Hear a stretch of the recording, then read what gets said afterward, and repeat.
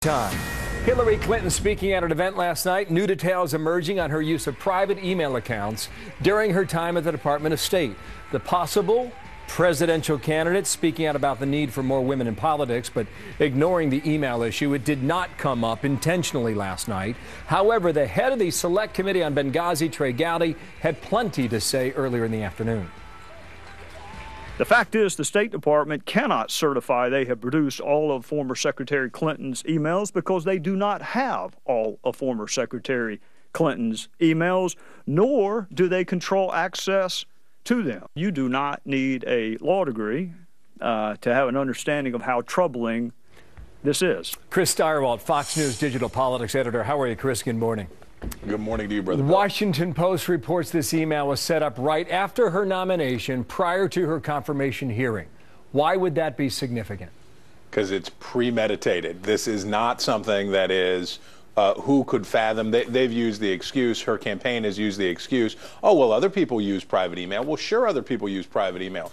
Do other people use a private email account established prior to their nomination hearings, created specifically for them, that the Associated Press traces back to what is called a homebrew, charmingly called a homebrew email server at their home in New York, for goodness sake. So this is full premeditation. This is the effort to evade and avoid scrutiny and accountability, and that makes it very different. So her campaign says she is in compliance.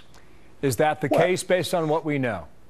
At the very best, what her campaign is able to say is that she is not in violation of a law, that she will not go to jail, that she will not have to plead guilty like David Petraeus did to mishandling sensitive information. But in the court of public opinion, this is a thoroughgoing disaster for a candidate who was already under scrutiny for her family foundation with her husband Bill and daughter Chelsea, having taken contributions from foreign governments lobbying the United States, which is a big no-no, which she already did, and she's going to a big fundraiser tonight for that same foundation. So the timing just stinks on ice. New York Times had the story first, right? Yeah, so absolutely. How's the rest of the media treating this story, Chris? Well, there is, among admirers of the former First Lady, there is bewilderment as to how she could be so bad at running for president again. So there is that component. The other component in this is for those who wonder if she can really do this, if the disaster of her "we were dead broke" comments, compounded by the foreign contributions, compounded by the secrecy and avoidance of accountability with this email scandal, which again was intentional. They knew this moment was coming. If all of those things are true, can this person really go the distance and deliver a third Democratic term in the White House? That is becoming a very open question. Thank you, Chris. Chris Steyerwalt from Washington. In a moment here, we'll talk to Jim Jordan, Ohio Congressman.